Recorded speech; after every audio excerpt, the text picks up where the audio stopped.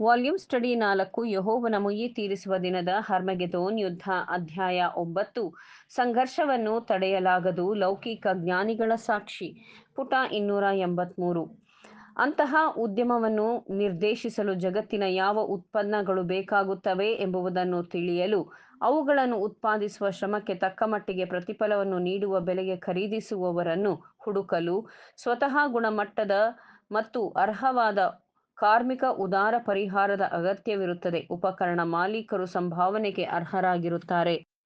ಊಹಾತ್ಮಕವಾಗಿ ಅವರು ಅಥವಾ ಯಾರಿಂದ ಅವನು ತನ್ನ ಉಪಕರಣವನ್ನು ಪಡೆದಿದ್ದಾನೆ ಅವನ ಸಹಚರರು ಪ್ರಸ್ತುತ ಕಾರ್ಯಕ್ಕಾಗಿ ಅಥವಾ ಅನುಮಾನಾಸ್ಪದ ಸಂತೋಷಕ್ಕಾಗಿ ಖರ್ಚು ಮಾಡಿದ ಹಣವನ್ನು ಉಳಿಸಿದ್ದಾರೆ ಮತ್ತು ಅದರ ಆರ್ಥಿಕತೆ ಮತ್ತು ಮಿತವ್ಯಯದ ಪ್ರತಿಫಲಕ್ಕೆ ಅರ್ಹರಾಗಿದ್ದಾರೆ. ಇದು ಒಂದು ಪ್ರಶ್ನೆಯಾಗಿರಬಹುದು. ನಮ್ಮ ಆಧುನಿಕ ಕೈಗಾರಿಕಾ ವ್ಯವಸ್ಥೆಯು ಕೆಲವು ಭಾರಿ ಸ್ವಾಧೀನದ ಸದ್ಗುಣಕ್ಕೆ ಹೆಚ್ಚಿನ ಪ್ರತಿಫಲವನ್ನು ನೀಡುವುದಿಲ್ಲ ಮತ್ತು ಆದ್ದರಿಂದ ಸದ್ಗುಣವನ್ನು ಒಂದು ದುಷ್ಕೃತ್ಯವಾಗಿ ಪರಿವರ್ತಿಸುತ್ತದೆ. ಕಾರ್ಮಿಕನು ಪರಿಹಾರಕ್ಕಾಗಿ ಅರ್ಹನಾಗಿರುತ್ತಾನೆ. ಉಪಕರಣ ಮಾಲೀಕರು ಸಂಭಾವನೆ ಅರ್ಹರಾಗಿರುತ್ತಾರೆ. ಸಂಭಾವ್ಯವಾಗಿ ಅವನು ತನ್ನ ಉಪಕರಣವನ್ನು ಪಡೆದ ಯಾರಾದರೂ ತನ್ನ ಸಹಚರರು ಪ್ರಸ್ತುತ ಆರಾಮಕ್ಕಾಗಿ ಅಥವಾ ಅನುಮಾನಾಸ್ಪದ ಸಂತೋಷಕ್ಕಾಗಿ ಖರ್ಚು ಮಾಡಿದ ಹಣವನ್ನು ಉಳಿಸಿದ್ದಾರೆ ಮತ್ತು ಅವರು ತಮ್ಮ ಆರ್ಥಿಕತೆ ಮತ್ತು ಮಿತವ್ಯಯಕ್ಕಾಗಿ ಪ್ರತಿಫಲವನ್ನು ಪಡೆಯಲು ಅರ್ಹರಾಗಿದ್ದಾರೆ. ಗುಲಾಮಗಿರಿಯ ನಿರ್ಮೂಲನೆಯಿಂದ ಯಾರೂ ಈ ಹಕ್ಕನ್ನು ನಿರಾಕರಿಸುವುದಿಲ್ಲ. ಈ ಜಂಟಿ ಉದ್ಯಮದ ಉತ್ಪನ್ನದ ವಿಭಜನೆಯನ್ನು ಹೇಗೆ ಮಾಡಬೇಕೆಂದು ನಿರ್ಣಯಿಸುವುದು ಕಷ್ಟಕರವಾಗಿದೆ. ಆದರೆ ಅದು ಬಂಡವಾಳಶಾಹಿಗಳು ಪಡೆದ ಕೂಲಿಗೆ ಆದಷ್ಟು ಕಡಿಮೆ ಕೂಲಿಯನ್ನು ಬಿಡ್ ಮಾಡುವ ವ್ಯವಸ್ಥೆಯಿಂದ ಮಾಡಬಾರದು ಎಂಬುದು ಖಚಿತವಾಗಿದೆ. ಸರಿಯಾದ ಮಾರ್ಗ ಏನೇ ಇರಲಿ, ಇದಂತೂ ತಪ್ಪುದಾರಿ. ಡಾಕ್ಟರ್ ಅಬಾರ್ಟ್ ಜನಸಾಮಾನ್ಯರ ಬಗ್ಗೆ ಉತ್ಸಾಹದ ಸಹಾನುಭೂತಿಯ ಹೃದಯವನ್ನು ಹೊಂದಿದ್ದಾರೆ ಮತ್ತು ಅವರ ಪರಿಸ್ಥಿತಿಯನ್ನು ಸ್ಪಷ್ಟವಾಗಿ ಗ್ರಹಿಸಿದ್ದಾರೆ. ಆತನು ರಾಜಕೀಯ, ಸಾಮಾಜಿಕ, ಹಣಕಾಸು ಇದರ ರೋಗವನ್ನು ಪತ್ತೆ ಹಚ್ಚುತ್ತಾನೆ, ಆದರೆ ಪರಿಹಾರವನ್ನು ಕಂಡುಹಿಡಿಯುವಲ್ಲಿ ವಿಫಲನಾಗುತ್ತಾನೆ.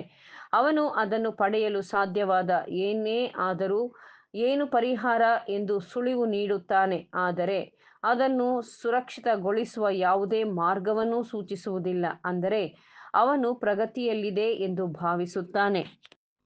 ಸಂಪತ್ತಿನ ಪ್ರಜಾಪ್ರಭುತ್ವದ ಕಡೆಗೆ ಕುರುಡು ಹೋರಾಟ.